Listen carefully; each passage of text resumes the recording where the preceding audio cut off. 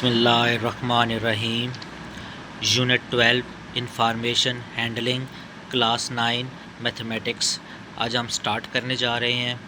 तो सबसे पहले इसका इंट्रोडक्शन देख लेते हैं कि इंफॉर्मेशन हैंडलिंग क्या होती है, क्योंकि ये चैप्टर जो था पहले 10th क्लास में मौजूद था, 9th क्लास में इसको फ़र्स्ट टाइम इंट्रोड्यूस करवाया गया है। तो आप तमाम बच्चों ने इस चैप्टर को पहले नहीं पढ़ा हुआ है। थोड़ा बहुत 8 क्लास में 7 क्लास में इसको स्टैटिस्टिक्स के हवाले से इंट्रोडक्ट करवाया जाता है थोड़ा बहुत, लेकिन इस 9th क्लास में इसको डिटेल से पढ़ाया जाएगा कि इंफॉर्मेशन हैंडलिंग या स्टैटिस्टिक्स क्या होती है। तो इंट्रोडक्शन देखते हैं कि इंट्रोडक्शन क्या है।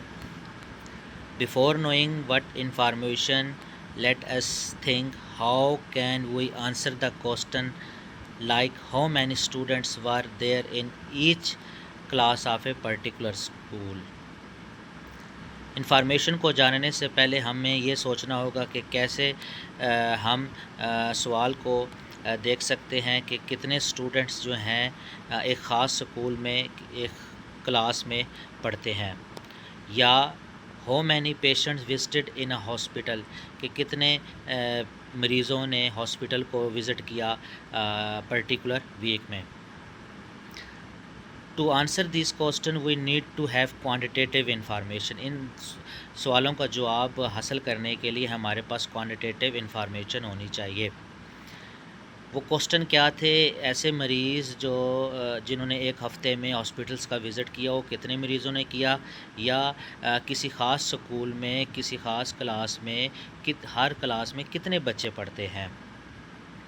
ठीक है, तो इन सवालों का आंसर निकालने के लिए हमें क्वांटिटेटिव इंफॉर्मेशन चाहिए होगी। तो वो इंफॉर्मेशन हम कैसे ले सकते हैं? It can obtain bye counting, count करके ले सकते हैं। तो it should be kept in mind that simple numbers हैं 85, 96, 70, 80, 73, 70, 85, 83, 89, 75 आर नॉट डेटा। वो कहता है कि अगर हमारे पास कुछ सिंपल नंबर्स हों जो हम अपने माइंड में रख सकते हैं जैसे ये, लेकिन डेटा नहीं है। But if we say that the above data indicates the marks of students. हाँ, बट ये जो नंबर जो आपको नज़र आ रहे हैं किसी भी क्लास के स्टूडेंट्स के मार्क्स हैं, तो हम इसको कह सकते हैं कि उस क्लास का ये डेटा है। The above figures are consider as data, तो हम इनको कह सकते हैं कि ये डेटा होगा। इसको हम प्रिसाइज मीनिंग लेंगे। ठीक है, hence to know about something is known as information, तो हम इसको कह सकते हैं कि ये क्या है? इंफॉर्मेशन है, मालूमात है। And to represent that information in a manageable way so that useful conclusion can be drawn is called information handling.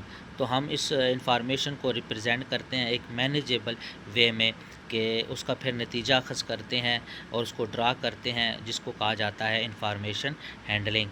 So collection of meaningful information in the form of facts and numerical figure is known as data. ये data की definition है, कहता है कि अगर आप collect करते हैं इंफॉर्मेशन जो है, जो मीनिंगफुल इंफॉर्मेशन है, किस फॉर्म में? फैक्ट्स जो हैं और न्यूमेरिकल फिगर्स की फॉर्म में जो आप डेटा कलेक्ट कर रहे हैं, इंफॉर्मेशन कलेक्ट कर रहे हैं, उसको क्या कहेंगे? डेटा।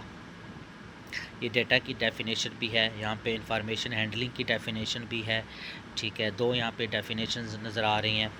और व्हाट इज़ इंफॉर्मेशन की डेफिनेशन भी है। The numerical figures are obtain from any field of study.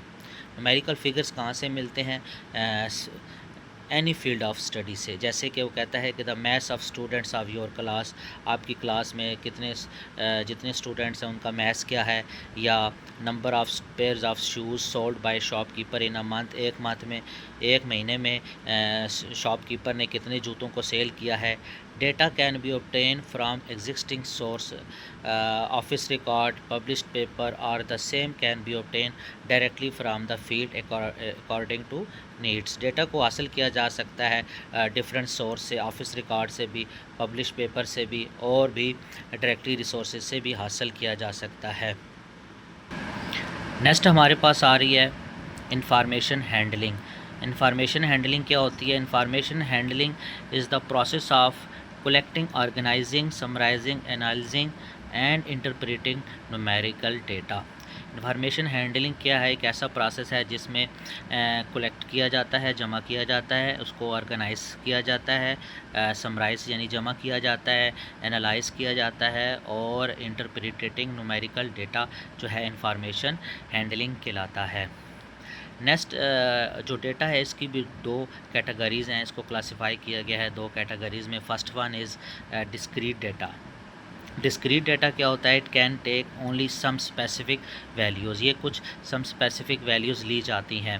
Whole numbers are use to write discrete data. Whole number लिखे जाते हैं, एक्यूरेट नहीं, होल नंबर ले लिए जाते हैं डिस्क्रीट डेटा में। मिसाल के तौर पे number of books sold by keepers के एक शॉपकीपर ने कितनी बुक्स को सेल किया है। नंबर ऑफ़ पेशेंट के कितने पेशेंट्स ने हॉस्पिटल एक हफ़्ते में विज़िट किया है। The data is only obtain bye counting. इस डेटे को सिर्फ हासिल किया जा सकता है काउंट करके।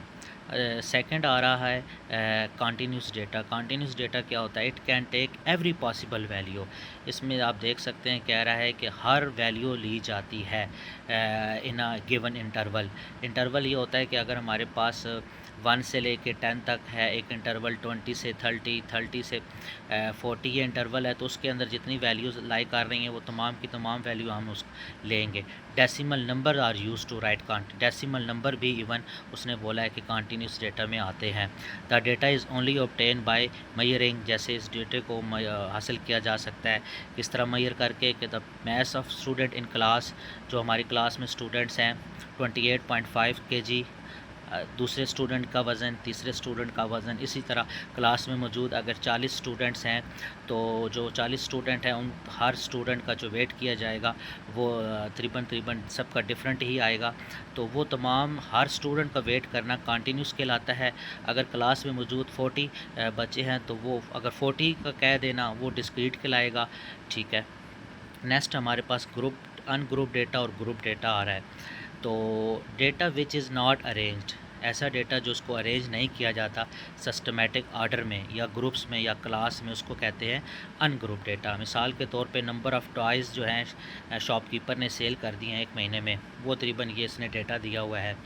ठीक है। एक दिन में इसने ये किए, इतने किए, 10 किए, 5 किए, 8 किए, 12 किए।